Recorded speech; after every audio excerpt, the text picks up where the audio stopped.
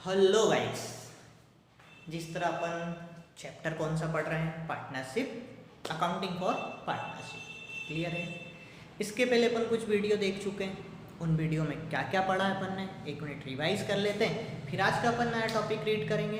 तो इसके पहले मैं आपको पढ़ा चुका हूँ meaning and definition of partnership, clear हो गया होगा आप लोगों को। कैरेक्टरिस्टिक्स ऑफ पार्टनरशिप, ये भी पढ़ चुके अपन। फिर उसके बाद मैंने आपको पढ़ाया था पार्टनरशिप डीड। पार्टनरशिप डीड में क्या क्या पढ़ा अपन ने, पार्टनरशिप डीड की अपन ने मीनिंग पढ़ी थी। और पार्टनरशिप डीड में क्या क्या लिखना चाहिए, means contents of partnership deed, इतना अपन पढ़ चुके हैं। ठीक है, आज का नया टॉपिक उसी चैप्टर का है जिस चैप्टर का नाम आप लोगों को पता है। चैप्टर का नाम है अकाउंटिंग फॉर पार्टनरशिप। इतना क्लियर हो गया होगा सभी को। अकाउंटिंग फॉर पार्टनरशिप का नया टॉपिक आज अपन पढ़ने जा रहे हैं, जिस टॉपिक का नाम है rules applicable in the absence of partnership deed. Rules applicable in the absence of partnership deeds. क्या होते हैं ये रूल्स, पहले समझते हैं। ठीक है, रूल्स के नाम से तो आपको मालूम है, रूल्स एंड रेगुलेशन कई तरह एप्लीकेबल होते हैं, जैसे अपन बोलते हैं टर्म्स एंड कंडीशन, दिखा रहे थे ना टी एंड शी। तो उसी तरह इसमें भी कुछ रूल्स हैं। ये रूल्स कब एप्लीकेबल होते हैं वही अपन समझने जा रहे हैं। इनकेस जिन पर्सनों ने मिलके क्या स्टार्ट की है, पार्टनरशिप, जल्दबाजी में स्टार्ट किए या सोच समझ के भी किए, बट उन्होंने डीड बनाना क्या हो चुके हैं, भूल गए हैं। या उनने अपने बीच में आपस में क्या नहीं बनाया, डीड नहीं बनाई है। डीड नहीं बनाई मीन्स क्या नहीं बनाया, एग्रीमेंट नहीं बनाया। अब एग्रीमेंट नहीं बनाया है तो हो सकता है इनको फ्यूचर में किसी तरह की प्रॉब्लम क्रिएट हो सकती है। फ्यूचर में प्रॉब्लम क्रिएट हो सकती है। इनकेस वो फ्यूचर में प्रॉब्लम क्रिएट हुई है या पार्टनर्स के आपस में डिस्प्यूट हो गए हैं, तो उन डिस्प्यूट्स को क्या करने के लिए, सॉल्व करने के लिए, पार्टनर के जो आपस में क्या हो चुके हैं, डिस्प्यूट हो चुके हैं, उन डिस्प्यूट को सॉल्व करने के लिए अपनी इंडियन पार्टनरशिप एक्ट 1932 में लॉ के अकॉर्डिंग, ये अपना लॉ है जिसका नाम क्या है, इंडियन पार्टनरशिप एक्ट 1932, उसमें गवर्नमेंट ने कुछ क्या लिख दिए हैं, रूल्स लिख दिए हैं। ये रूल्स क्या बोलते हैं कि जब पार्टनर्स ने मिलके क्या स्टार्ट की थी, पर्सन ने मिलके क्या स्टार्ट की थी, पार्टनरशिप फर्म, बट उन्होंने क्या नहीं बनाई थी, डीड नहीं बनाई थी। तो डीड नहीं बनाई थी और फ्यूचर में कोई प्रॉब्लम क्रिएट हुई है, पार्टनर्स के आपस में क्या हो चुके हैं, डिस्प्यूट हो चुके हैं, तो उन डिस्प्यूट्स का सॉल्यूशन किन रूल्स के अकॉर्डिंग होगा, वो रूल्स अपन आप पढ़ने जा रहे हैं। इतना आई थिंक क्लियर होगा। तो वो रूल्स कौन कौन से हैं वो आपको लर्न करना है, एग्जाम में लिखना है। इन्हीं रूल्स के अकॉर्डिंग अपन प्रैक्टिकल क्वेश्चन भी क्या करेंगे, सॉल्व करेंगे। ठीक है, तो क्या पढ़ने जा रहे हैं, वापस से एक बार रिपीट करते हैं। Rules applicable in the absence of partnership deed. Absence mean समझते हो आप लोग, क्या नहीं है, उपस्थित नहीं है। क्या उपस्थित नहीं है मीन्स प्रेजेंट नहीं है। क्या प्रेजेंट नहीं है, पार्टनरशिप डीड। जब पार्टनरशिप डीड नहीं है तो कौन कौन से रूल्स क्या होते हैं, एप्लीकेबल होते हैं। तो फर्स्ट रूल है divisions of profit and loss. Means देखो, अपन इसके पहले क्या पढ़ चुके हैं, पार्टनरशिप डीड, एग्रीमेंट पढ़ा था अपन ने, उसमें अपन ने पढ़ा था division of profit and loss. कौन से रेशो में प्रॉफिट एंड लॉस क्या होगा, डिस्प्यूट होगा, डिस्ट्रीब्यूट होगा, क्लियर है। बट यहाँ पे तो डीड बनाई नहीं। अब डीड नहीं बनाई है तो किस तरह से डिस्ट्रीब्यूट करना है वो इसमें लिखा हुआ है। तो क्या लिखा हुआ है वो अपन समझते हैं। तो इन्होंने बोला है कि जब आपने डीड नहीं बनाई है और प्रॉफिट एंड लॉस को क्या करना है, डिवीजन करना, डिस्ट्रीब्यूट करना है, तो कौन से फॉर्म में डिस्ट्रीब्यूट होगा, इक्वली फॉर्म में।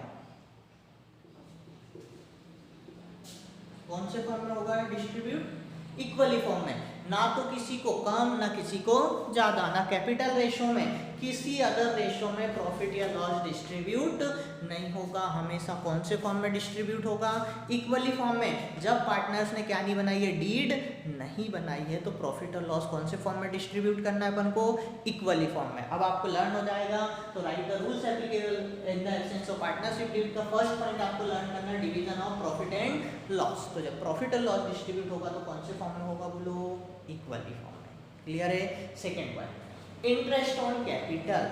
पार्टनर जो अपनी क्या इन्वेस्ट करते हैं, कैपिटल इन्वेस्ट करते हैं तो उनको क्या मिलना चाहिए, उसके अगेंस्ट इंटरेस्ट मिलना चाहिए।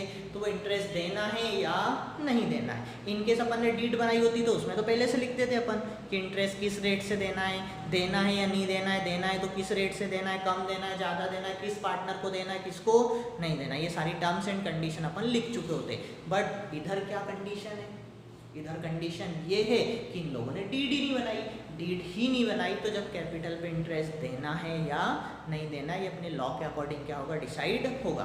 तो अपने रूल्स क्या बोलते हैं कि जब भी किसी पार्टनर ने मिलके बिजनेस स्टार्ट किया बट डीड नहीं बनाई है तो उनको उनकी कैपिटल पे इंटरेस्ट अलाउड नहीं होगा। क्लियर है, क्या अलाउड नहीं होगा, इंटरेस्ट। तो आप क्या लिख दोगे, interest on capital is not allowed in the case of rules applicable in the absence of partnership deed। तो क्या लिख दोगे आप, not allowed। बोलो, क्लियर है सभी को, मींस कैपिटल पे इंटरेस्ट अलाउड नहीं होगा। Next point, interest on drawing. इसी तरह अब ड्राइंग आप लोग समझते हो, जब भी कोई पार्टनर अपने पर्सनल यूज़ के लिए फर्म से मनी क्या करता है, विड्रॉ करता है, मनी या गुड्स दोनों में से कुछ भी विड्रॉ करता है तो फर्म उस पर क्या चार्ज करती है, इंटरेस्ट। अगर इंटरेस्ट चार्ज करती होती तो वो कहाँ लिख चुके होते, पार्टनरशिप डीड में। बट डीड बनाई क्या इन्होंने, जब डीड नहीं बनाई है, एग्रीमेंट नहीं बनाया है तो ड्राइंग पे इंटरेस्ट चार्ज करना है या नहीं करना है। तो अपना लॉ क्या बोलता है, नॉट चार्ज। अगर आपने डीड नहीं बनाई है ना तो आप ड्राइंग पे इंटरेस्ट चार्ज नहीं कर सकते हो। जिस तरह कैपिटल पे अपन अलाउ नहीं कर रहे थे इसी तरह ड्राइंग पे भी इंटरेस्ट चार्ज नहीं होगा। तो क्या लिखोगे आप, नॉट चार्ज। क्लियर है, interest on drawing means drawing पे इंटरेस्ट चार्ज नहीं होगा। Next, interest on loan.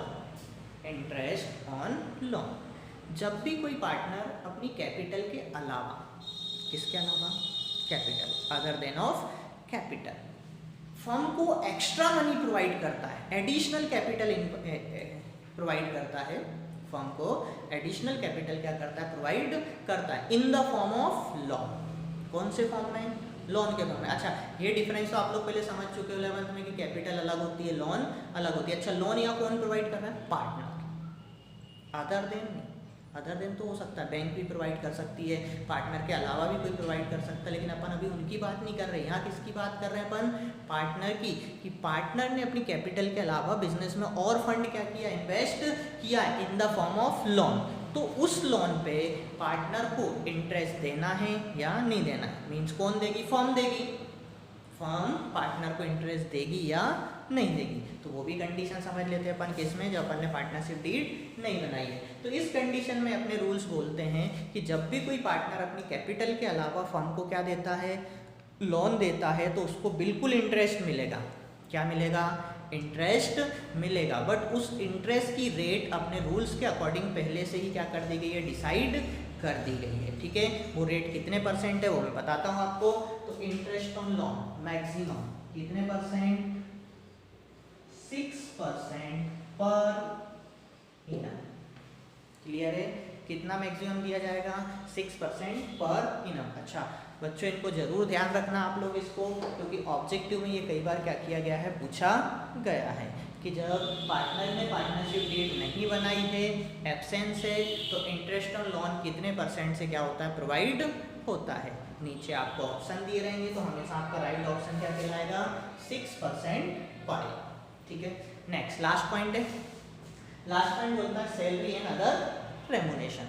क्या किसी पार्टनर को और एक्स्ट्रा सैलरी देंगे या अदर रेमुनेशन देंगे, अदर रेमुनेशन में कमीशन बोनस कुछ प्रोवाइड होगा या नहीं होगा। तो यहाँ पे अपने रूल्स बोलते हैं कि जब पार्टनर्स ने क्या नहीं बनाया, एग्रीमेंट नहीं बनाया है, पार्टनर्स ने क्या नहीं बनाया है, एग्रीमेंट नहीं बनाया है, तो किसी भी पार्टनर को ना तो सैलरी दी जाएगी ना ही कमीशन दिया जाएगा, मींस ना कोई अदर रेमुनेशन दिया जाएगा ना सैलरी दी जाएगी, किसी भी चीज़ तरह से एक्स्ट्रा उनको पेमेंट नहीं होगा। इनकेस पार्टनर ने क्या नहीं बनाया है, बताओ क्या नहीं बनाई है, डीड नहीं बनाई है। डीड नहीं बनाई है तो ना सैलरी प्रोवाइड होगी एक्स्ट्रा, ना कमीशन, ना बोनस, कुछ भी नहीं।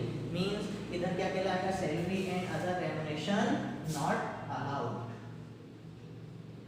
अलाउड होगा क्या उनको, बिल्कुल भी नहीं होगा। क्लियर है?